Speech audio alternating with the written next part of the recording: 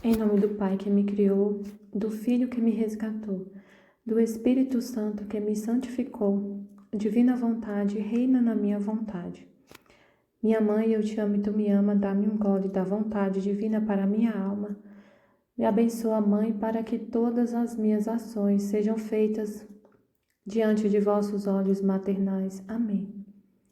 Suprema Majestade, eu venho em sua vontade divina em nome de todos, do primeiro ao último homem que existirá na terra, para dar a ti as homenagens que tens direito, as adorações, os louvores, o amor que cada criatura lhe deve, as ações de graça, fazer todas as reparações por todos e por cada pecado. Vem, Senhor, na tua divina vontade, dou-te a minha vontade humana, por meio do Imaculado Coração de Maria, que possui todos os dons e os frutos da divina vontade. Dai-me, Senhor, a tua divina vontade. Vem, divina vontade, nesta ação que estou a fazer e em todas as ações que eu farei durante este dia. Amém, Fiat. Vinde, Espírito Santo, vinde por meio da poderosa intercessão do Imaculado Coração de Maria, vossa amadíssima esposa e nossa mãe. Amém. O reinar da verdade na alma. Jesus disse: eu sou a luz. E de que é formada essa luz? Essa luz, ele diz no livro do céu, que essa luz ela é formada pela verdade, no volume 4, dia 8 de março de 1921. Ele disse: eu sou a luz. Mas de que é formada esta luz? Qual é o fundo dela? Qual é o fundo dessa luz? A verdade. Onde há artifício, engano, dobra, não pode haver luz senão trevas. E essa luz, a verdade, está revelada nos 36 volumes do Livro do Céu. As verdades do Fiat foram reveladas por Jesus a Luísa Picarreta, no Livro do Céu. E ele fala que essas verdades meditadas, compreendidas, absorvidas pela alma e praticadas se transformam em... A alma é iluminada por essa mesma verdade, é transformada nessa verdade se a alma pratica, coloca em prática essas verdades, ela se transforma nessa mesma luz, que é a verdade. E aí vamos falar um pouco então a alma absorve essa verdade, que é Deus. Deus é a luz, Jesus é a luz, e essa luz é a verdade. Então nós absorvemos Deus, absorvemos essa luz, absorvemos essa verdade na nossa alma a partir do conhecer essa verdade e colocá-la em prática, né? E essas verdades do Fiat, absorvidas e praticadas, elas formam o reino da divina vontade na alma. O reino da divina vontade na alma é formado pelo conhecer e colocar em prática essas verdades do Fiat reveladas. Então a gente vai meditar um pouco nessa palestra sobre o reino dessa verdade, o reinar da verdade na alma. Aí Jesus disse no Livro do Céu, em 1906, volume 7, que a alma, ela manifesta, ela absorve essa verdade pura e simples, que é a verdade, que é essa luz, que é Deus, e deve manifestar, essa é a vontade de Deus, né? Isso que Deus deseja, que a gente absorva essa verdade verdadeira, pura, simples, que é Deus, e que a gente manifeste, que a alma que vive na divina vontade, que absorveu essa luz, que ela transmita essa luz, essa verdade pura e simples, verdade verdadeira, sem nenhum artifício, engano, sem nada de humano. Deve se manifestar puramente a verdade, como foi revelada, sem colocar nada humano, nenhum interesse, nenhum pensamento de si mesmo, pura e simples, vinda diretamente, de Deus, da fonte. Que sejamos o reflexo de Deus. Sendo o reflexo, vamos refletir somente o que vem dele, sem colocar nada nosso. E aí ele diz no livro do céu, no volume 7, que a pura e simples verdade é o imã mais poderoso para atrair os corações. Ele falou para Luísa e fala para nós, Minha filha, a verdade verdadeira, pura e simples,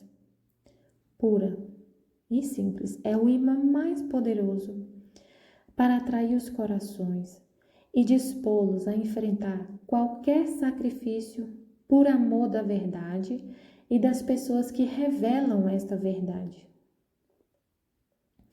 Quem preparou os mártires para doar o seu sangue?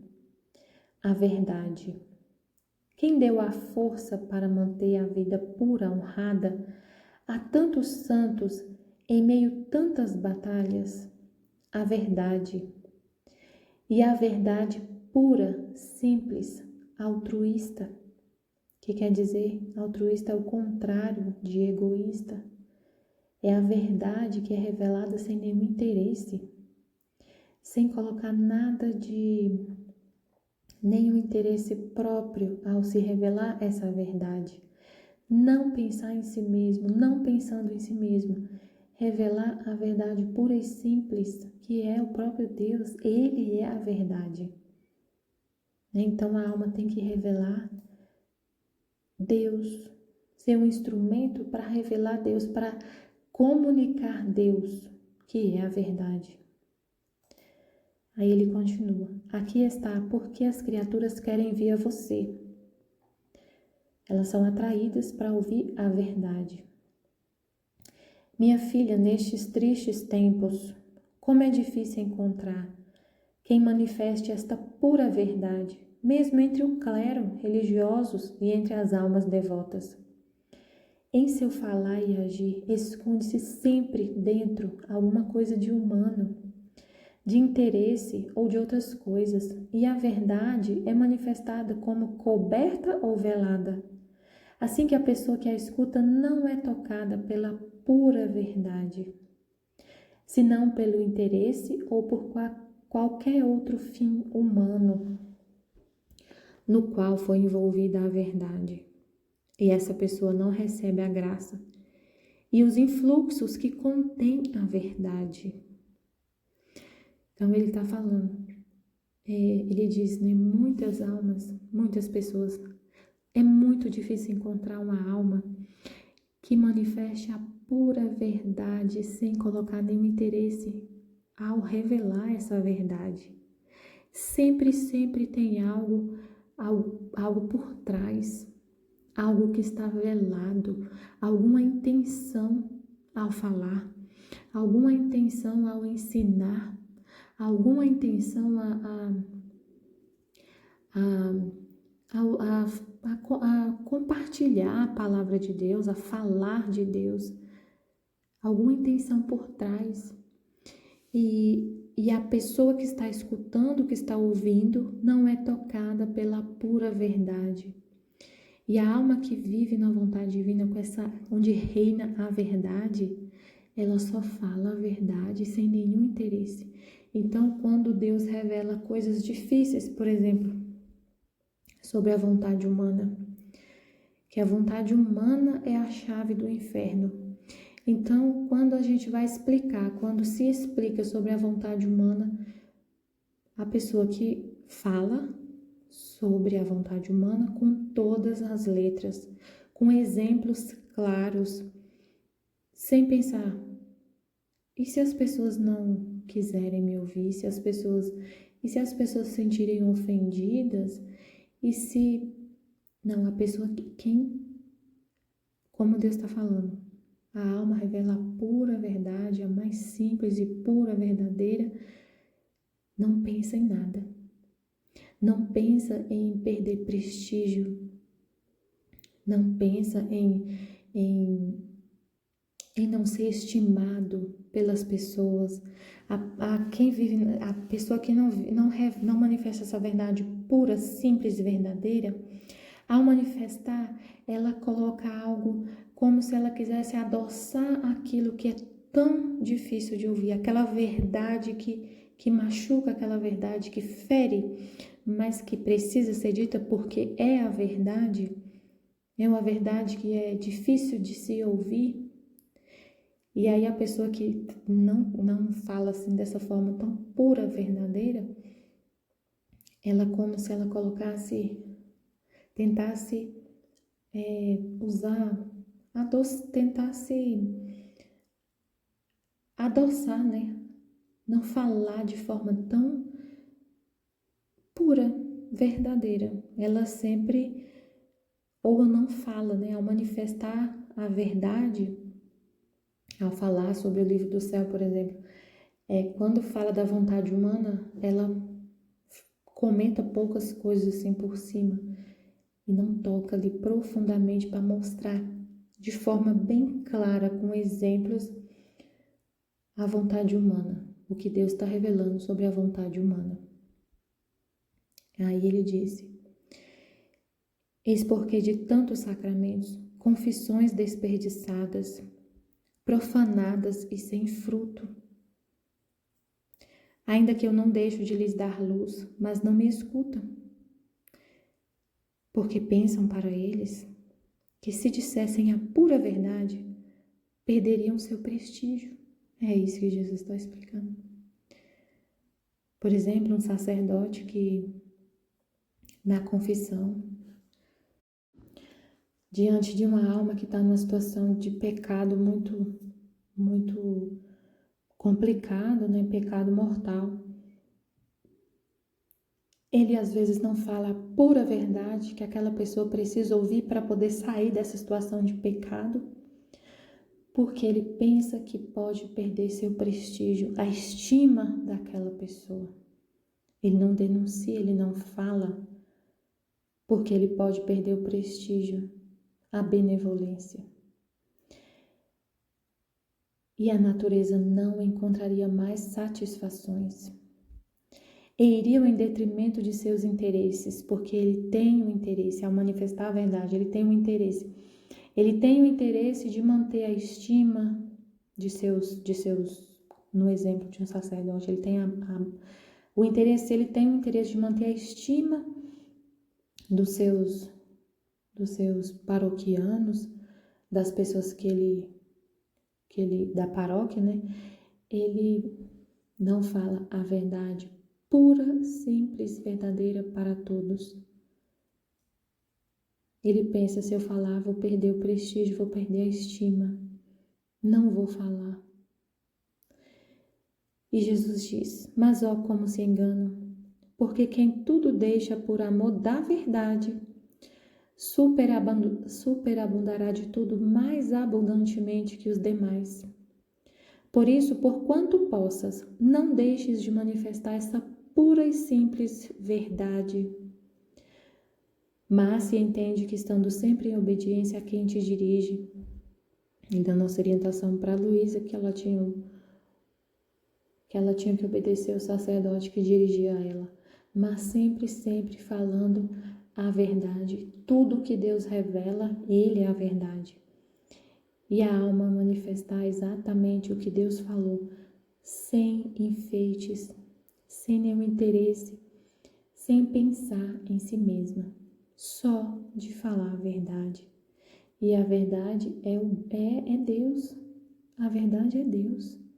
Então tem que ser comunicado, tem que se comunicar Deus puro, sem nada de humano.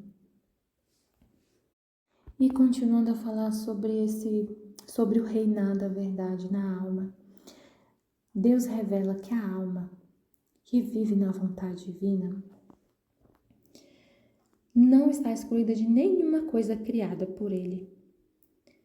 são reflexo de todos e de tudo. E as almas que vivem no divino querer, o que faz Deus, fazem elas.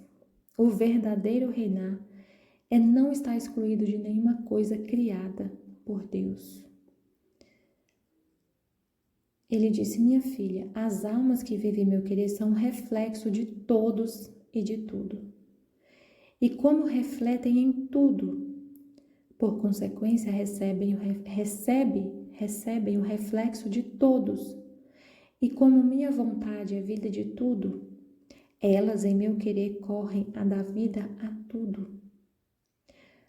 Assim que também as coisas inanimadas e os vegetais recebem seus reflexos. E elas recebem o reflexo de todo o criado.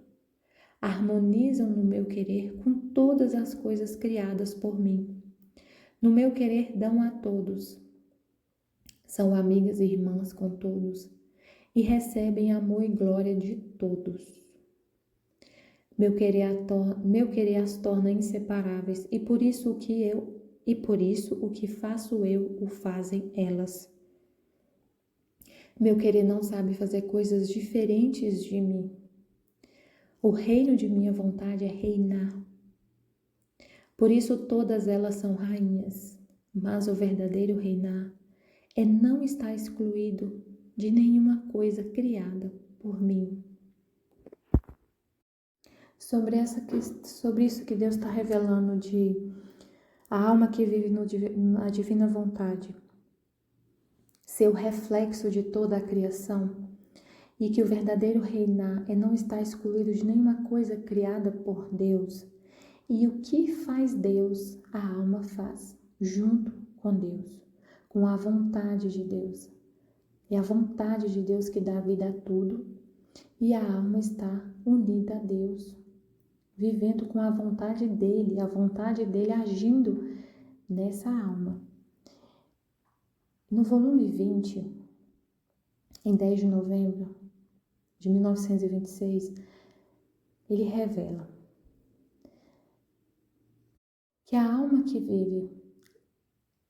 vive na divina vontade encerra em si todos os atos que faz em toda a criação. Assim, deve fazer o que ela faz no céu. O que a divina vontade faz no céu, essa alma deve fazer. Mas como assim? Ele vai explicar. Ela deve fazer o que a divina vontade faz no sol, no mar. Tudo deve fechar nela para fazer que a alma siga todos os seus atos. E não só isso, mas para ter o ato de correspondência da criatura.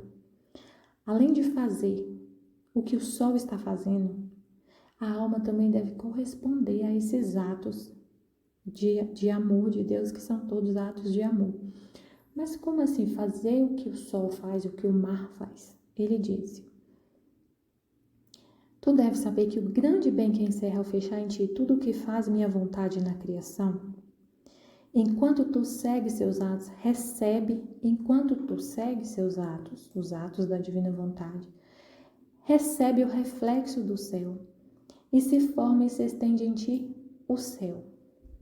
Recebe o reflexo do sol, e se forma em ti o sol. Recebe o reflexo do mar, e forma-se em ti um mar. Mas não é um mar de água, não é o sol material. Ele vai explicar aqui. Recebe o reflexo do sol e se forma em ti o sol. Recebe o reflexo do mar e forma-se em ti o mar. Recebe o reflexo do vento, da flor, de toda a natureza. Em suma, de tudo, de toda a criação. Toda a criação é refletida na alma que vive na divina vontade. E como se eleva do fundo da tua alma o céu que protege. O céu que a gente vê material está protegendo toda a terra. A alma que vive na vontade divina forma nela um céu que está abrangendo todas as criaturas, que protege. O sol que ilumina todas as almas. como se a terra fosse a figura das almas. E a alma se torna sol, que é o reflexo do sol divino, e ilumina, aquece e fecunda todas as almas. O que sai da alma que vive na divina vontade ilumina todas as almas, do passado, presente e futuro. Aquece da vida, fecunda as almas. Por isso que ele fala que é o reflexo de toda a criação. A alma que vive na divina vontade encerra em si o sol e se torna sol, sendo o reflexo do sol divino que é Deus, e aquece, fecunda, ilumina, vivifica as almas. O mar que inunda e que forma as ondas de amor, de misericórdia, de graça e de fortaleza a favor de todos, de todas as almas. Forma-se na sua alma um mar de amor que ama todas as criaturas, sem excluir ninguém, assim como Deus, porque a alma se torna um reflexo de Deus, como ele vai falar nessa palestra ainda, se torna um reflexo de Deus, uma verdadeira imagem de Deus, que tem um mar de amor, de misericórdia, que alcança todas as criaturas. A alma se torna um reflexo. E do fundo dessa alma forma-se um mar de amor, que ama todas as criaturas e o Criador. A flor da adoração perpétua ao teu Criador, formam-se flores de adoração perpétua. Por isso é o prodígio dos prodígios, essa alma que vive na divina vontade. E ainda sobre o verdadeiro reinar da divina vontade, ele fala no volume 17, no volume 18, em novembro de 1925, no dia 17. Ele explica a diferença entre o simples fazer o bem e o verdadeiro reinar de sua vontade. Então, viver na divina vontade não é simplesmente fazer o bem. Há uma diferença. É um verdadeiro reinar. Aí ele fala: você diria que um rei reina só porque fez uma lei? Deu um bem a seu povo? Certamente que não. O verdadeiro reinar é formar a vida dos povos com todas as leis, dando regime digno, conveniente, reto e justo à vida deles, dando-lhes todos os meios necessários para que nada lhes falte para o seu bem. O rei, para reinar, deveria ter sua vida no meio dos povos e fazer uma sua vontade e seus bens com eles, de modo que o rei devia formar a vida do povo e eles a vida do rei. De outra maneira, não é um verdadeiro reinar. Isto é o reinar da minha vontade. Tornar-se inseparável dos filhos do seu reino. Dar-lhes tudo o que possui até transbordar fora. Para ter filhos felizes e santos, com sua mesma felicidade e santidade. Então, a alma que vive na vontade divina, no reino da divina vontade, esse verdadeiro reinar da divina vontade, nós nos tornamos inseparáveis de Deus, filhos de Deus inseparáveis dele, recebendo tudo dele até transbordar, até não caber mais em nós. Para sermos santos como Deus é santo. Jesus disse na palavra de Deus: sede santos como vosso Pai do céu é santo. E na divina vontade, por meio dessas verdades, dessa luz, desse conhecimento das verdades do Fiat, forma-se esse reino na alma, esse verdadeiro reinar na alma. A alma se torna filha legítima, como ele falou, verdadeira imagem de Deus, absorvendo essas verdades e colocando-as em prática. Na alma onde reina essas verdades do Fiat, Deus forma suas verdadeiras imagens. Na divina vontade, Deus forma as verdadeiras imagens dele. E ele fala: assim como o sol forma a vida de toda a natureza, o divino querer forma a vida das almas. Para quem vive em minha vontade, acontece como a terra que está exposta ao sol. O sol, rei de todo o criado, está acima de tudo, e toda a natureza parece mendigar do sol, o que forma sua vida, sua beleza, sua fecundidade. A flor mendiga do sol sua beleza, o seu colorido, o seu perfume, e conforme vai brotando e abrindo-se, assim abre a boca para receber do sol o calor e a luz para colorir, perfumar e formar sua vida. As plantas mendigam do sol a maturidade, a doçura, o sabor. Todas as coisas mendigam do sol sua vida. Meu querer é mais que sol. E conforme a alma entra em seus ardentes raios, dessa luz, dessa verdade, assim recebe a vida. E ao ir repetindo seus atos em meu querer, e os atos na divina vontade, são fruto dessa verdade absorvida, conhecida e praticada pela alma. É pelo conhecimento.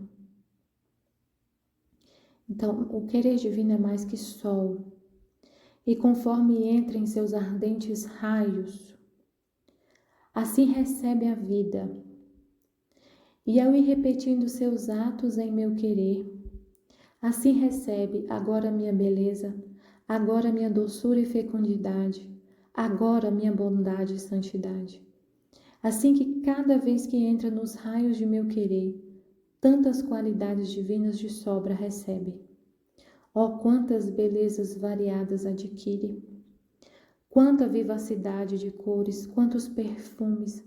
Se isto pudesse ser visto pelas demais criaturas, formaria seu paraíso na terra. Tal é a beleza destas almas.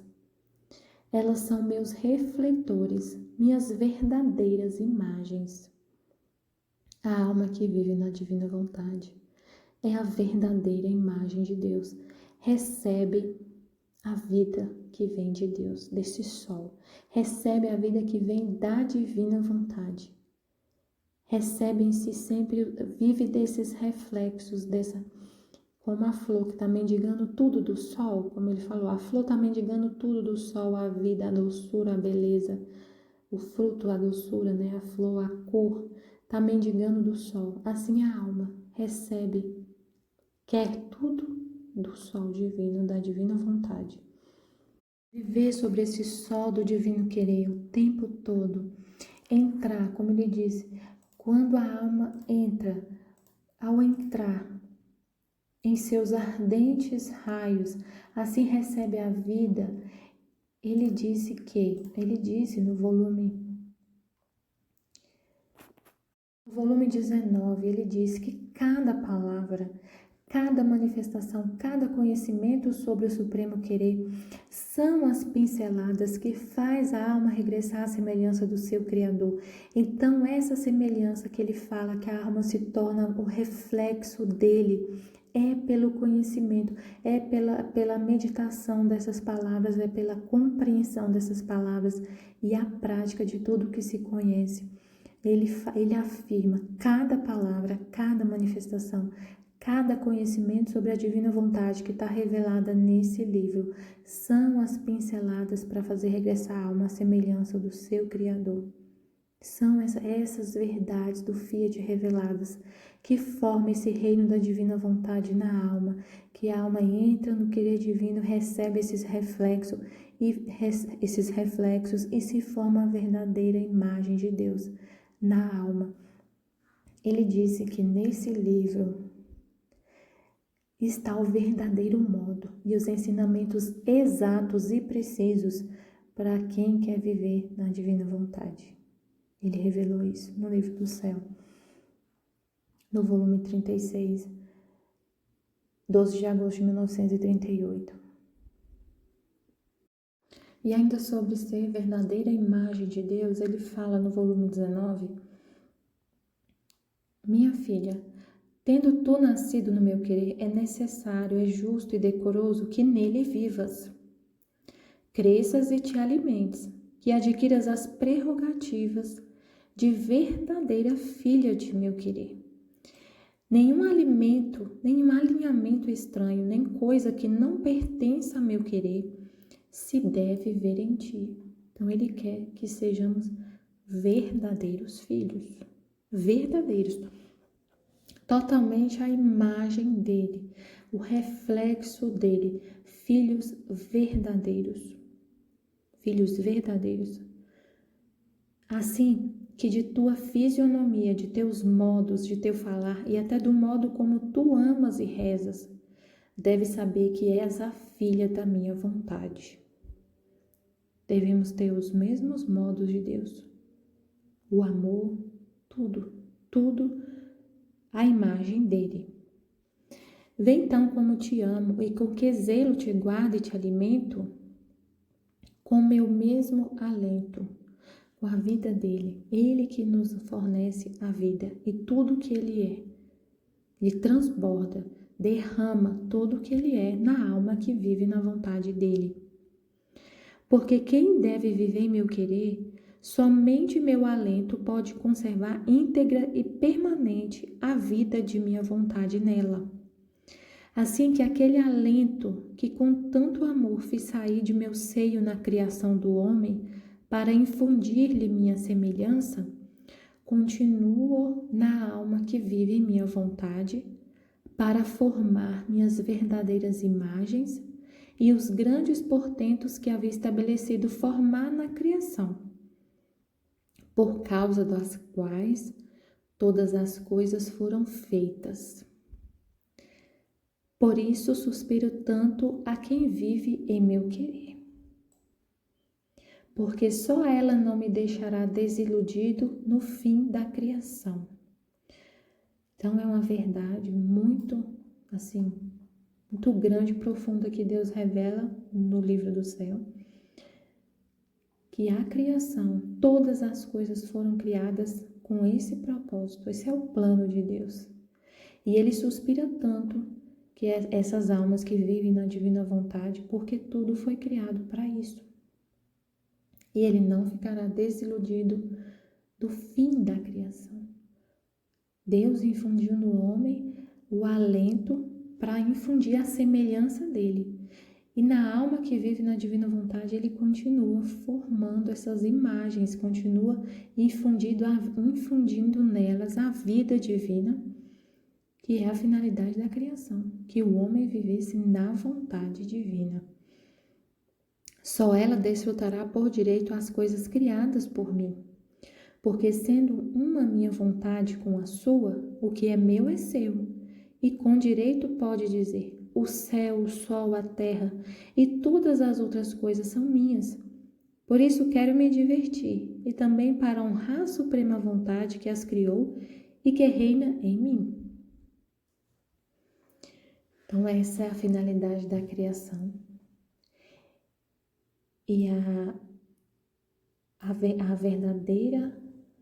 verdadeira imagem de Deus é infundida na alma, e Ele mesmo que alimenta essa vida divina na alma. Ele mesmo, a vontade dele que alimenta essa vida divina e mantém íntegra essa imagem dele na alma que vive na vontade dele como verdadeira filha da divina vontade, como verdadeiro filho da divina vontade. Nesses trechos, nessas verdades que foram reveladas, Deus deixa claro que as almas que vivem na vontade divina tornam-se reflexos vivos dele, suas verdadeiras imagens, e ele se alegra, se compraz como se fosse um céu no qual ele habita. Ele mora nessa alma, ele habita nessas almas que são suas verdadeiras imagens. E ele fala também que as almas, a alma que vive na divina vontade, são os verdadeiros filhos legítimos dele, as almas que vivem na vontade divina. E uma das características desse filho legítimo, esse filho verdadeiro da divina vontade, é a felicidade. Quem vive na divina vontade vive uma felicidade. E a tristeza não entra. A divina vontade contém a substância de todas as alegrias, a fonte de todas as felicidades. E quem vive na divina vontade, quem é um verdadeiro filho da divina vontade, um verdadeiro filho, um filho legítimo, possui em si a fonte de todas as felicidades, de toda a alegria, que é o próprio Deus, o paraíso. A felicidade é Deus. E Jesus disse no livro do céu, no volume 13, ele falou: minha filha, não te quero afligida, coragem, porque em quem vive na minha vontade aflora, sobretudo, o seu ser, o sorriso do céu, o contentamento dos bem-aventurados, a paz dos santos. A minha vontade contém a substância de todas as alegrias, a fonte de todas as felicidades. E quem vive no meu querer, mesmo na dor, sente misturados dor e alegria, lágrimas e sorrisos, amargura e doçura. O contentamento é inseparável da minha vontade.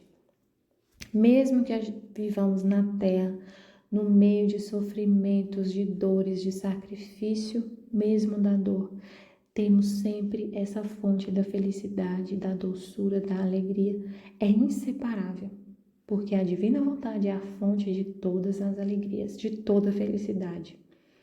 Tu deves saber que conforme pensas na minha vontade, conforme falas, conforme obras, conforme amas, tantos filhos pares a meu querer, por quantos pensamentos fazes, por quantas palavras dizes, por quantas obras e atos de amor emites. Estes filhos se multiplicam ao infinito em meu querer e giram pelo céu e por toda a terra, levando ao céu nova alegria, nova glória e contentamento. E à terra nova graça, girando por todos os corações, levam-lhes meus suspiros, meus gemidos, as súplicas de sua mãe, que os quer salvos e quer lhes dar a vida, a sua vida. Agora estes filhos, partos do meu querer, para serem reconhecidos como meus filhos, devem semear-se. Ter os mesmos modos da mãe que os deu à luz. E se virem tristes, serão expulsos do céu e lhes será dito: em nossa habitação não entra a tristeza. Então, quem vive como filho legítimo vive uma felicidade e transmite essa felicidade, transmite essa alegria, transmite o que vive, o que tem em si. E as criaturas não lhe causarão impressão, porque vendo-as tristes, duvidarão que sejam verdadeiros filhos legítimos do meu querer. E além disso, quem é triste não tem a graça de insinuar-se nos outros, de as vencer e dominar. Quem é triste não é capaz de heroísmo, nem de dar-se para o bem de todos. Muitas vezes, estes filhos ficam abortados ou morrem no parto, sem sair à luz do divino querer. Quem é triste, quem quer falar de algo, quer falar, por exemplo, você vai falar da divina vontade, mas você está triste, você está abatido, você está desanimado, você não vai insinuar-se para ninguém, não vai vencer nenhuma vontade de ninguém, não vai convencer. Vencer a vontade é a divina vontade que vence, né? Mas não convence, não estimula, não atrai. Se você está triste, cheio de tristeza e desânimo, não vai convencer, não vai atrair. Porque vão duvidar, se é tão bom, por que essa pessoa está tão triste? Não vai infundir, vão duvidar que sejam verdadeiros filhos legítimos do divino querer, porque na divina vontade é vida de céu na terra. É vida de céu na terra. Se é vida de céu na terra e essa pessoa está tão triste, então não é. Não é bem assim, né? Então, não entra na divina vontade a tristeza. Mesmo no meio da dor, dos sacrifícios, está sempre inseparável a felicidade, a alegria, a paz. E ele diz no livro do céu, no volume 16, que só aqueles que terão conservado a finalidade integral da criação, que é o homem viver com a vontade divina. Ele disse no outro trecho, né? Que a finalidade da criação é o homem ser imagem e semelhança dele, vivendo com a vontade dele, e não com sua própria vontade humana, sendo o que domina, o que reina no homem, mas a vontade divina. Essa é a finalidade da criação. Então, só quem conserva a finalidade integral da criação serão verdadeiros filhos legítimos de Deus. Com fazer minha vontade, mantiveram neles o sangue puro de seu Pai Celestial, o qual lhes deu todas as diretrizes de sua semelhança. A divina vontade que nos torna semelhantes a Deus, ter a mesma vontade dele. Por isso será muito fácil reconhecê-los como nossos legítimos filhos.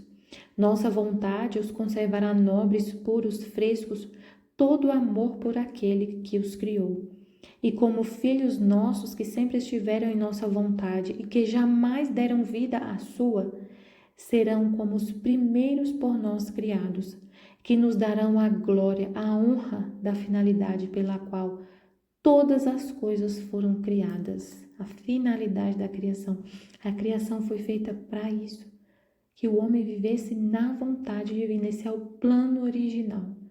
Então, a alma que retorna a essa finalidade, a esse propósito, dão a glória, a honra da finalidade pela qual todas as coisas foram criadas. Por isso o mundo não pode terminar.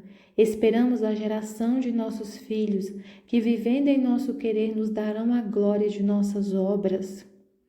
Tudo foi criado para isso, com essa finalidade. Esse é o plano de Deus. Eles terão por vida só meu querer. Será tão natural neles fazer a divina vontade espontaneamente, sem esforço, como é natural o batimento cardíaco, o respiro, a circulação do sangue.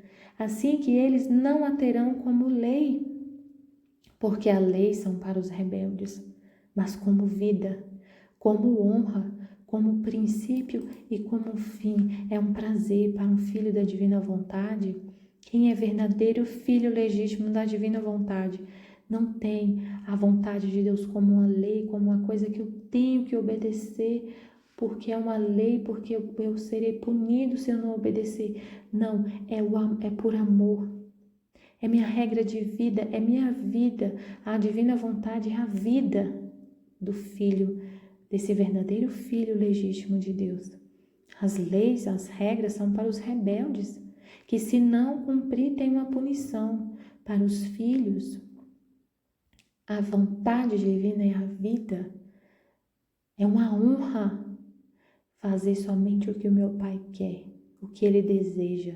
É o princípio e o fim de todas as ações dessa alma. A vontade de Deus é o princípio e o fim de todas as ações de quem é esse verdadeiro filho legítimo do Fiat divino.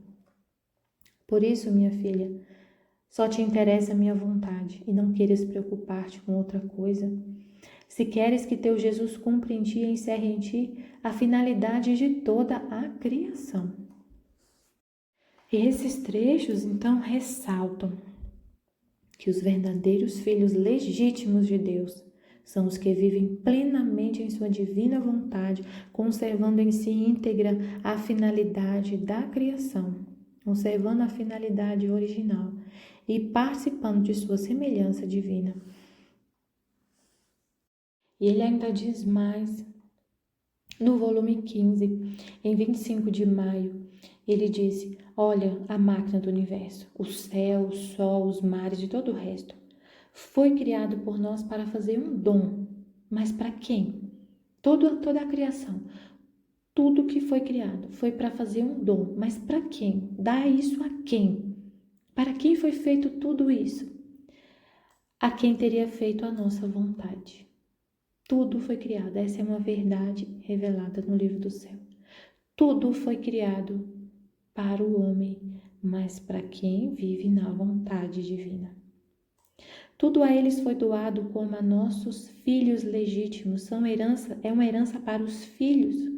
Isto o fazíamos por decoro de nossas obras, não depositando-as nem dando-as em dom a gente estranha, nem a filhos ilegítimos, que não teriam compreendido os grandes bens que há nelas, nessas coisas, na criação, que não amariam o Criador, que não entenderiam o que o Criador fez, que não teriam esse relacionamento com o Criador e entenderiam o seu plano, o seu propósito, o seu amor, e não teriam esse relacionamento com Ele, que somente desfrutariam desses bens, mas sem amar o Criador, sem ter uma relação de pai, de filho.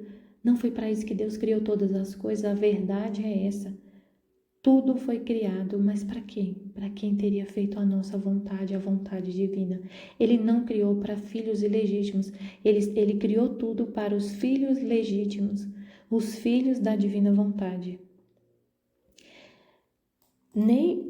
Ele não criaria para filhos ilegítimos que não apreciaria a grandeza e santidade de nossas obras, aliás, as teriam desperdiçado e desprezado. Ao contrário, dando-as em dom a nossos filhos legítimos, como em cada coisa criada há um amor distinto e um bem especial para aquele a quem está dirigido o dom, cada coisa que ele criou é um ato de amor para o filho. Esse filho reconheceria esse amor e corresponderia a esse amor.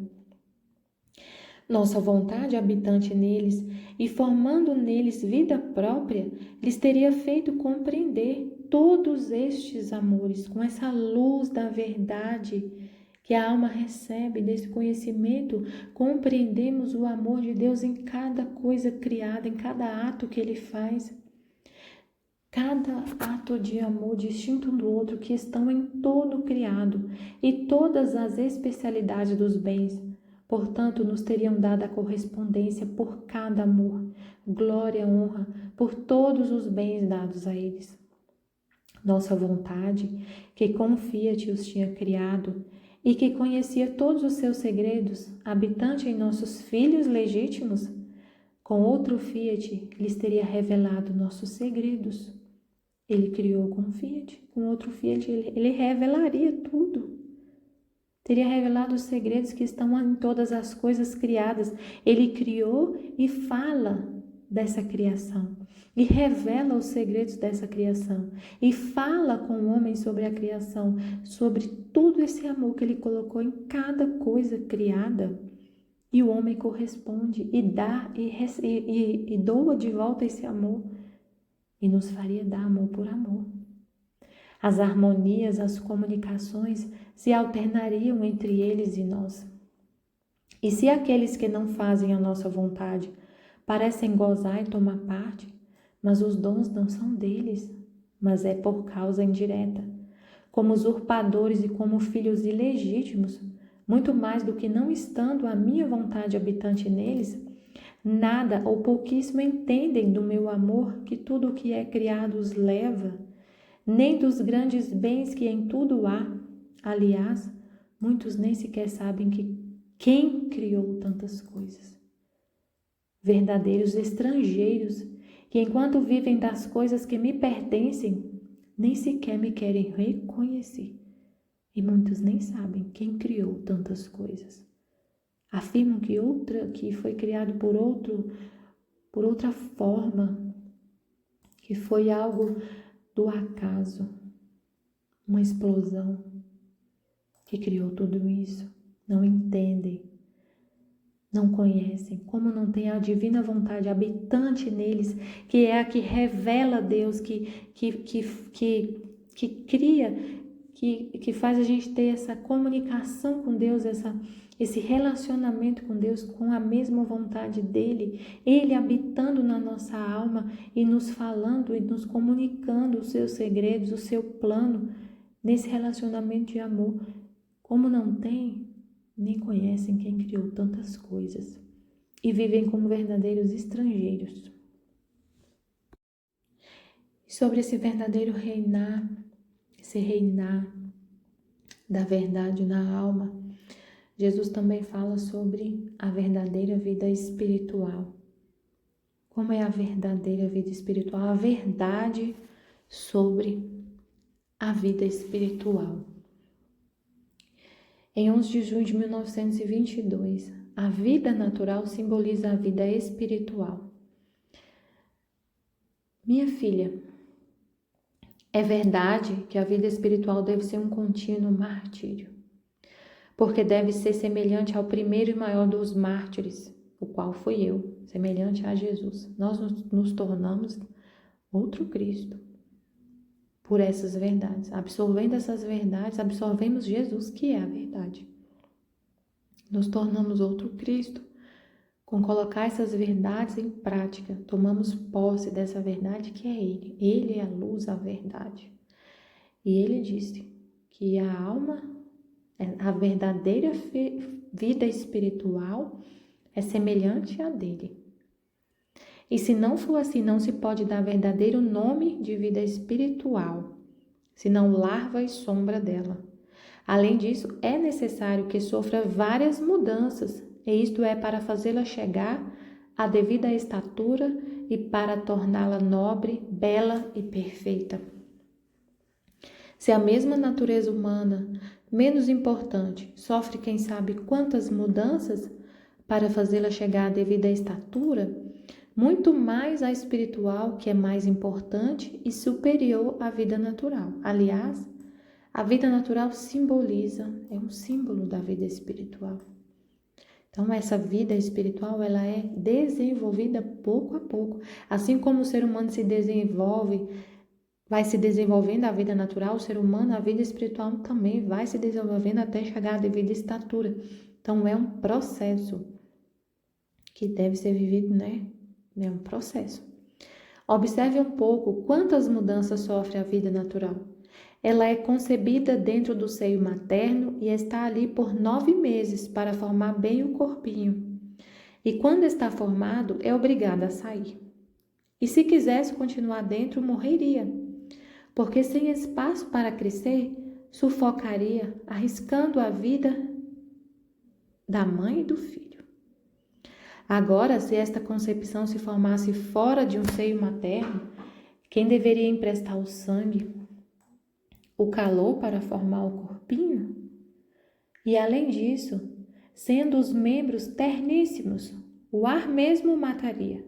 Então, quanta cautela não se necessita para o recém-nascido? O calor, o frio, a mesma estreiteza do ventre materno lhe podem ser de morte. Eis porque de fraldas, berço, leite, se quisesse dar outro alimento, o pequeno não saberia como mastigá-lo. Assim se poria em perigo a sua vida. Mas depois chega o tempo em que se faz capaz de tomar outro alimento, de tirar as fraldas e se aprende a dar os primeiros passos. Olhe, não estamos mais que na infância e já sofreu 3 mudanças. Agora, o que se diria se este pequeno, vendo-se em terra para lhe fazer dar o primeiro passo, temendo ser liberado pelos braços da mamãe, grita, chora e não quer saber de nada? Seria de lamentar, porque nos braços da mãe jamais se faria homem. Sem movimento, não se tornaria forte nem desenvolvido. Agora vamos à verdadeira vida espiritual. Ela se concebe em meu seio, meu sangue, meu amor, meu alento a formam. Depois a alimenta meu peito, a enfaixo com minhas graças. Depois passo a fazê-la caminhar com minhas verdades. Mas não é meu propósito formar uma menina brincalhona, mas formar uma cópia toda semelhante a mim. Por isso entram as mudanças, que não são para outra coisa que para fazê-la chegar à idade madura e dar-lhe todos aqueles privilégios e prerrogativas que contém a verdadeira vida espiritual. De outra maneira, permanecerá como menina em fraldas, que em vez de formar minha honra e minha glória, formaria minha dor e desonra. E quantas há quem permanecem somente recém-nascidas, ou ao mais em fraldas, e pouquíssimas são as que trabalham junto comigo para fazer delas uma cópia de mim. Então, a verdadeira vida espiritual, o propósito de viver essa verdadeira vida espiritual, o que Jesus quer, a verdade é que Ele quer que sejamos uma cópia dEle, mas não uma cópia dEle lá pequenininho na barriga de Nossa Senhora. Ele quer que a gente seja uma cópia dEle ressuscitado. Mas para isso a nossa vontade tem que morrer, para ressuscitar junto com Cristo. A gente tem que morrer. A nossa vontade morre. Só se torna outro Cristo e trabalha junto com Ele, sendo uma cópia dEle, vivendo com a vontade dEle, com a mesma vontade dEle, com a divina vontade, para ser uma cópia dEle, uma cópia de Deus, imagem e semelhança dEle. É na divina vontade, é vivendo com a própria vontade, com a vontade de Deus, na divina vontade, e fazendo todo esse processo de conhecer, entender, compreender essas verdades e praticar. Tomar posse, praticar, colocá-las na sua vida, se transformar nessa verdade que você está compreendendo, que você está absorvendo, meditando, tem que levar para a vida, tem que ser prática, para se tornar outro Cristo e trabalhar junto com Ele.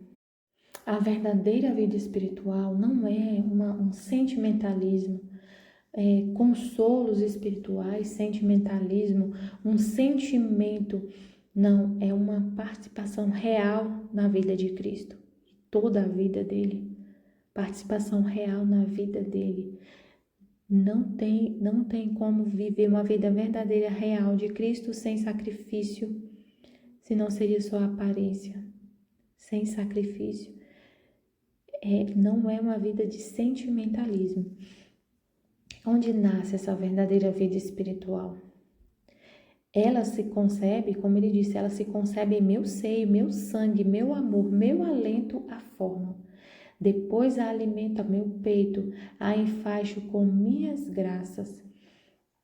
Então essa vida não nasce por um esforço próprio. É de Deus. Não é um esforço humano, ela nasce no seio de Jesus, é alimentada por Ele. Não se forma por um esforço próprio. E o que essa vida se torna? Essa vida se torna, a alma é chamada a viver, a se tornar uma imagem viva de Jesus, a ser outro Cristo. Não é somente seguir Jesus como se fosse andar ao lado dele, né? Seguir apenas como se fosse assim, andar ao lado dele, é ser outro ele. É uma transformação plena por dentro. Toda a pessoa. Não é só uma imitação das atitudes externas de Jesus, mas é ser outro ele. A verdadeira vida da alma, e essa verdadeira vida é vivida vivendo com a mesma vontade de Jesus. Com a mesma vontade. E cada ato, cada pensamento, cada palavra, cada passo, cada obra será um ato divino, que é a divina vontade na alma, agindo, falando, amando, rezando. E assim se forma essa verdadeira imagem de Deus. Amém, Fiat Jesus, eu confio em vós. Amém.